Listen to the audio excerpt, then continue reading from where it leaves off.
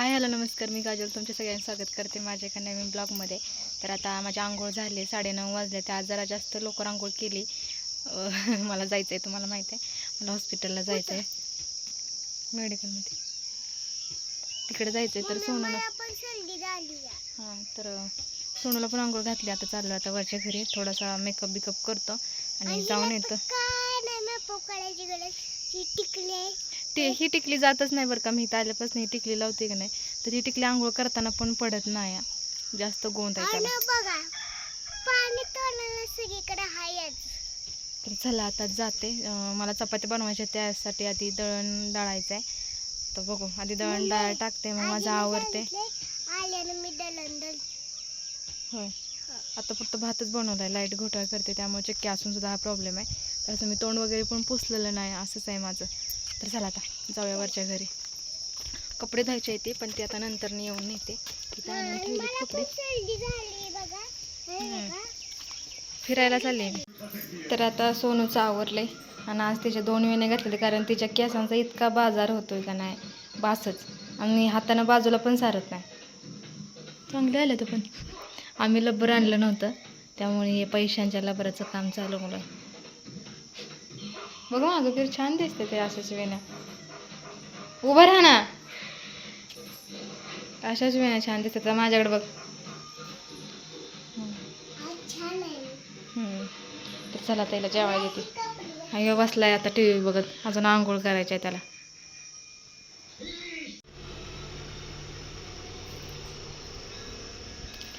हो, पप्पा आणि सोनू बसले जेवत, तर मी बसले बाहेर इथं दुकानापाशी, कारण मग 3दा उठावं लागतं. हे जे आरुषी सगळी डोळ्यावरच येते, फरशीवरची. किती कडक ऊन पडले. ते तिकडे दोघंजण जेवण करतात. तर मी माझं आवरले, फक्त टिकली पावडर आणि सिंदूर वगैरे लावलं. केस नाहीत विंचारले, आता ते बघू नंतर विंचारेन मी. आणि श्रेयस गेला आंघोळीला. आता तो आल्यानंतर आम्ही दोघं जेवू आणि मग हॉस्पिटलमध्ये जाऊ, कारण इंजेक्शन जर घेतलं तर मला चक्कर येते, म्हणूनच येते. म्हणूनसाठी खाऊन पिऊन जाणार आहे. आणि माझ्यासोबत जायला कोणीच नाही आहे. तर भाऊ गेला एवढं तरी बाहेर, काय टायलं वगैरे भरायला गेला नॉर्मलच्या. तर तो कोणाला घेऊन काय जाऊ काही समजे ना, त्याची वाट बघणार आहे, तो कधी येणार आहे. फोन पण त्याचा लागत नाही. तर बसले मी इथं, ब्लॉग वगैरे एडिट केला, अपलोड करून टाकला. जेवते तेव्हा तोपर्यंत भांडी घासते, फरशी पुसायचे आणि थोड्या वेळ बसते. कपडे, भांडी, फरशी, दळण नीट करायचं आहे, भरपूर काम आहे ती. आणि ना काय बोला त्याच्यावर मला काही समजेना. थांबा, बाहेर आले मी, मला एक गोष्ट बोलायची होती म्हणून. तर मला ना इकडं नाही वाटत खरं म्हणायला गेलं तर, कारण मी माझ्या सासरी मला नवऱ्याचा काही त्रास वगैरे नाही, त्यामुळं मी तिथं सुखात राहू शकते. पण बाकीचे माणसं आहेत ना, ते त्रास देतात, त्यामुळं मला इथं यावं लागतं. नाहीतर मला माझ्या सासरीच भारी वाटतं, कारण मला जास्त काम नसतं. म्हणजे स्वतःपुरतं, म्हणजे ते माझ्यासाठी ते खूप कमी आहे, कारण इथं भरपूर काम असतं, तिथं मला जास्त काही काम नसतं. त्यामुळं हे नाही वाटत मला इथं, कारण मला कधी इकडची जास्त आठवण येतच नाही. अडचणीत म्हणजे मला जेव्हा मी दुःखात असेल काय असेल, तेव्हा पण मला जास्त काय आठवण नाही इकडचे. मला माझा नवरा इकडचं काय आठवणच देत नाही, त्यामुळे इतकं काय वाटत नाही. पण आता सध्या मी जास्तच विचार करते, जास्तच घोकत बसते किंवा टेन्शन घेते. म्हणून म्हटलं जरा माणसात आल्यानंतर बरं वाटेल, कारण तिथं माझ्यासोबत कोणी बोलत नाही, तुम्हाला पण माहीत आहे. मी आणि सोनू, आणि ती तिच्या नादात असते आणि मी माझ्या विचाराच्या नादात असते. त्यामुळं असं वाटलं की बाबा थोडं विचार कमी करायचा असेल तर कुठंतरी माणसात गेलेलं बरं, की आपल्याला तो विचार करायलाच टाईम नाही भेटला पाहिजे. आपण कंटिन्यू बिझी राहिलो, पण थोडा पण किती जर प्रयत्न केला तरी तो विचार येताना राहत नाही. असं झालं आहे माझ्यासोबत. म्हणून आता मी थोडे दिवस राहील आणि जाईल, कारण मला इथं नाही राहा वाटत, खरं सांगते. मला तिथंच भारी वाटतं, माझ्या घरी. ते माझं घर आहे, कसं जरी असलं ना ते माझं आहे. मी किती जरी इथं केलं तरी मी पाहुणी, आणि तू ग बस, तुझ्या घरी कर, हे सगळं मला इथं ऐकून घ्यावं लागतं.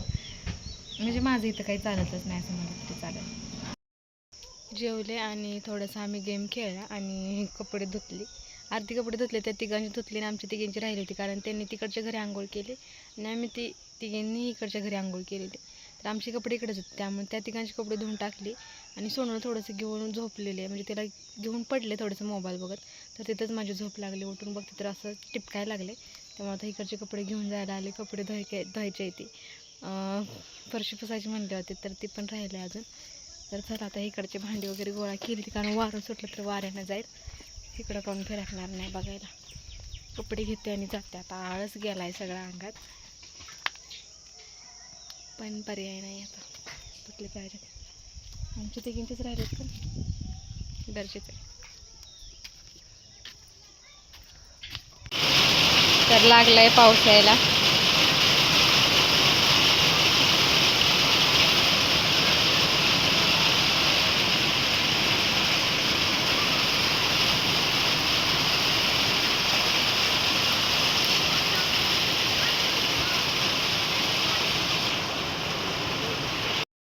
आणि पावसाची खरी मजा ज्यांना घर आहेत ती अशी त्यांना जाया, नाहीतर आमच्यासारख्यांना पाऊस म्हणलं का भीती वाटते. का त्याचं कारण होतं सांगायला. तर अशी मजा घ्यायला तर खरंच पाहिजे. तर पाऊस कोणाला नाही आवडत, पाऊस सगळ्यांनाच आवडतो.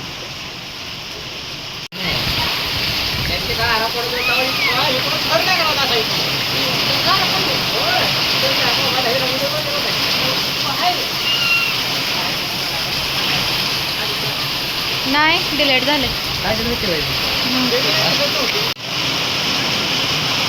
2:30 वाजल्या दुपारच्या आणि असं वाटतंय संध्याकाळ व्हायला आली. असं वातावरण झालंय. आपल्या घरी पाऊस यायला लागला की भ्या वाटत आहे ना, आणि इथं भारी वाटत. पाऊस आले आले म्हणते चल बाया तिकडं आता वारा सुट. गेला पाऊस. पोरं बेसते पावसात.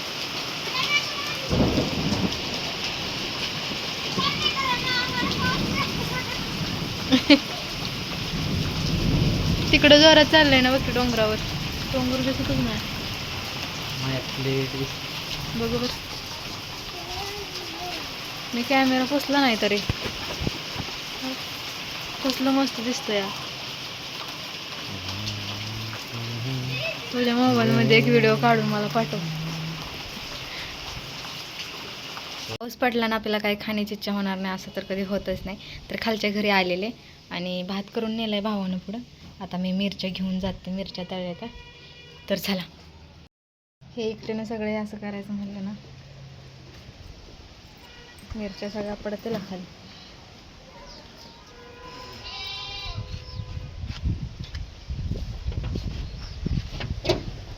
डबल वारं सुटलं. आता डबल पाऊस येते का काय माहिती. बघा तिथं काय पण लागले. कसं धरू तरी कसं.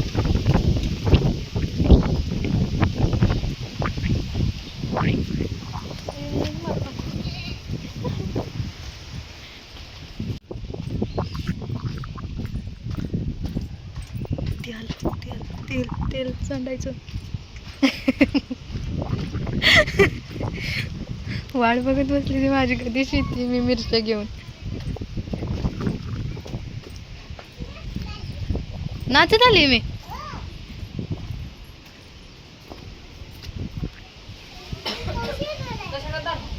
तर आम्ही आता फोटो बघत बसले आणि गण्याचा फोटो बाळले असले बघ.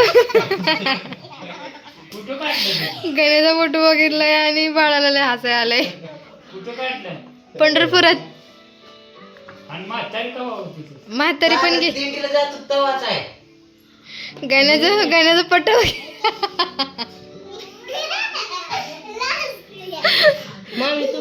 आम्ही 10वी झाल्यावर जेजुरीला गेलेलो तवाच आहे. बघ ही मी ही वरची पोरगी आहे, ही माझी मैत्रीण आहे.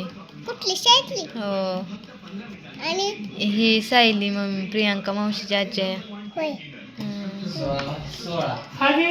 ही पण वरकोट्याचा बाबा आणि आजी आहे ती. ही दोघं.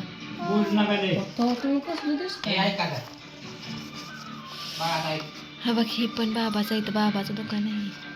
हा बघ इथं मी आजी बाबा. हा बघा मी आहे इथं. ही आजी बाबा. इथं पण गण्या आहे. हा बघ इथं गण्या अर्जुन. इथं सायली दीदी. तर बघा तुम्ही मी नव्हतो, आम्ही नव्हती की